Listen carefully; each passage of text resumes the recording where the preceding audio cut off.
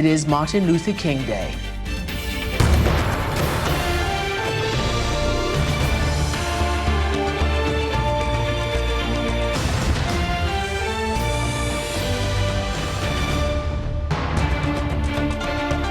Welcome to the program, everyone. I'm Christiana Manpour in London. A new era of American politics begins this week with Joe Biden's inauguration, and he plans to hit the ground running from day one, getting control of the COVID pandemic and the economic havoc that it has wrought. Biden has introduced a $1.9 trillion spending package to speed up the distribution of vaccines and provide immediate financial relief to people. His plan focuses on bigger stimulus checks, aid to the unemployed and those who are facing eviction, as well as to additional help for small businesses, state and local governments. Despite the predictable conservative pushback over budget deficits, most major economic institutions say this is unlike any previous crisis. My first guest says now is the time to be big and bold. Paul Krugman is a Nobel Prize-winning economist and author. He's joining me now from New York. Welcome back to the program, Paul Krugman. And I guess I just take it from one of your recent columns where you say about Biden, the advice is damn the torpedoes, full speed ahead. Break that down for us. Okay, so the important background is two things. One is that this ain't over, that the pandemic is going to continue to have a crippling effect on the economy, at least into the summer and maybe some ways into the fall. We're not going to, I'm just relying on the epidemiologists here, but we're not going to be able to resume business as usual until a large percentage of the population is vaccinated, which means that's going to take a long time. During that period, life is going to be very, very hard. Lots of jobs cannot come back until the virus is under control. And on the other side, money is not a constraint. The U.S. government can borrow at incredibly low interest rates, well below the rate of inflation and even further below the growth rate of the economy, which is what really matters, so that there really is effectively no budget constraint. So this is a time to spend a lot of money on keeping people, keeping governments, keeping businesses whole until the pandemic is under control. And it looks like President-elect is inclined to take that advice. We just said that he's unveiled this $1.9 trillion stimulus relief. I'm not sure exactly how you term it, but nonetheless, injection. And so many financial institutions are tending to agree with what you're saying. Just want to play what Biden himself says about the urgency of the moment. And it's not hard to see that we're in the middle of the once-in-several-generations economic crisis, with a once-in-several-generations public health crisis. The crisis of deep human suffering is in plain sight, and there's no time to waste. We have to act, and we have to act now. This is what economists are telling us. More importantly, it's what the values we hold dear in our hearts as Americans are telling us. So, Paul Krugman, there is your advice, and then, as I said, there's pushback from conservatives, maybe other economists. Tell me, though, in general, where do most economists land on advice for the current calamity? There's really not a lot of dissent from the view that something like what Biden is proposing is the right thing to do. I mean, you can always find somebody who's on the other side. Of course, you'll find that, conservative, basically people who are operatives who are on the other side. But there's been a sea change in economic opinion about deficits. The truth is that the panic over deficits 10 years ago was much more in the political sphere than the economic sphere. Economists were always much more relaxed about them than you would have believed if you only listened to the talk shows. But even from there, now economists have learned a lot. The world has changed, but also we've learned that a lot of the concerns that seem to be pressing to at least some of my colleagues are not. So there's really very little argument about the ability to go big.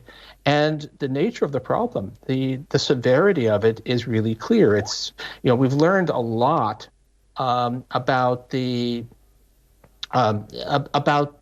damage, the long-term damage that failing to provide short-term support can inflict. So this is really, in other words, you need to cushion people. You need to get people through this in the present, not just to make it easier in the present, but to avoid long-term damage in the future. If you can say, it's a little bit like, with the long-termers on COVID. If we don't do COVID economic relief, we'll get long-term economic damage as well as long-term health damage. So you've obviously been remarkably consistent. Last time around, 2008, 2009, you criticized the Obama administration for actually being too cautious. And particularly, it appears that the bailout, as it was called then, was targeted towards the banks, towards the big infrastructure. This looks like it's different, right? This looks like it's not to jumpstart massive economic growth immediately. It's more to resuscitate the economy and help ordinary people. Can you sort of break down the difference between what Biden is trying to do compared to what the Obama administration bailout was before? Yeah, the last time around we had a financial crisis. The cause of the crisis was internal. The economy was overstretched. The private sector was overstretched. There was too much borrowing. Housing prices were unrealistic and they crashed. And that led to a lot of constraint. And so the problem with the economy was that there was not enough spending because of this economic breakdown.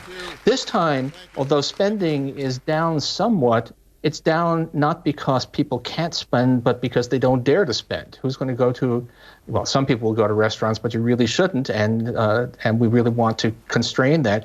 So the problem, but the economic suffering is very real. So this is very much not about trying to juice up the economy so much as it is about making the necessary shutdown, the necessary constraints. I don't know if we're still calling it a lockdown, but whatever. It's about making the difficult times less difficult, with there being essentially, again, no real constraints. The money is available. In fact, the world is awash in savings, looking for someplace to go. The bond market is begging the government to borrow some money and put it to some use.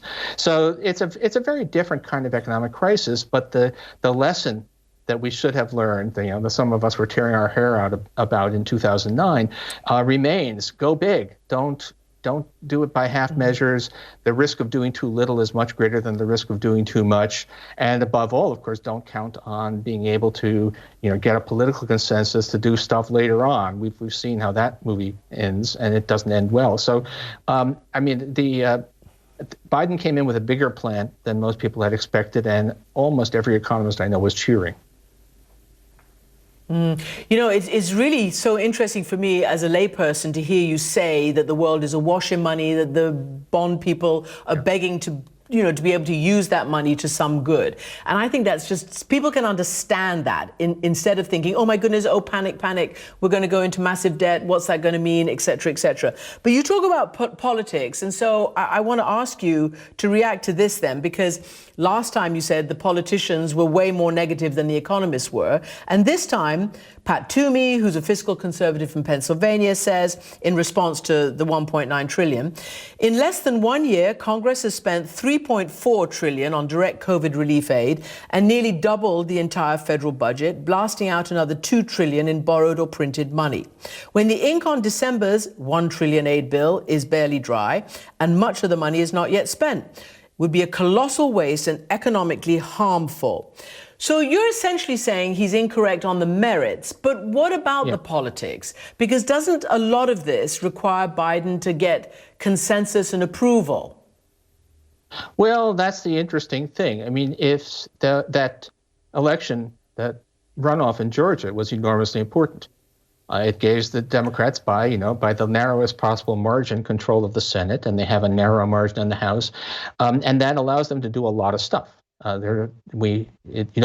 The filibuster can be bypassed for a lot of things, which Obama could have done also, but wasn't willing to because he didn't fully understand what he was facing politically. But Biden obviously does after all we've been through. So this can be done. I mean, obviously, the most conservative Democrats are needed. If Joe Manchin says no, then things don't happen. So it's going to be somewhat tailored. But I think there's a broad acceptance within the Democratic Party of the need to go big here, and the Republicans are going to do what they're going to do. But I'd say not only their political position, but their moral position is weakened because they, after screaming about deficits under Obama, they suddenly stopped caring under Trump, and it's really hard to turn the outrage back on as soon as a new president is installed. So, people have, in a way, taken their measure, and it's not going to stop them from saying the usual things, but it is going to reduce the extent to which they're taken seriously. So just remind why the deficits have ballooned under Trump. Oh, well, Trump, even before the pandemic, the deficits were up, and basically, partly it's actually, a lot of it is the tax cut, the 2017 tax cut, big handout to corporations, to some extent to high-income individuals. It was supposed to produce a giant surge in investment, which never happened. But also, in fact, the spending constraints. Federal spending was held in a vice grip as long as there was a Democrat in the White House, and as soon as it was a Republicans in Congress were willing to loosen that and extend the tap. So if you look at the Trump record, the big thing is the tax cut, but then there are also things like all of that extremely generous aid to farmers.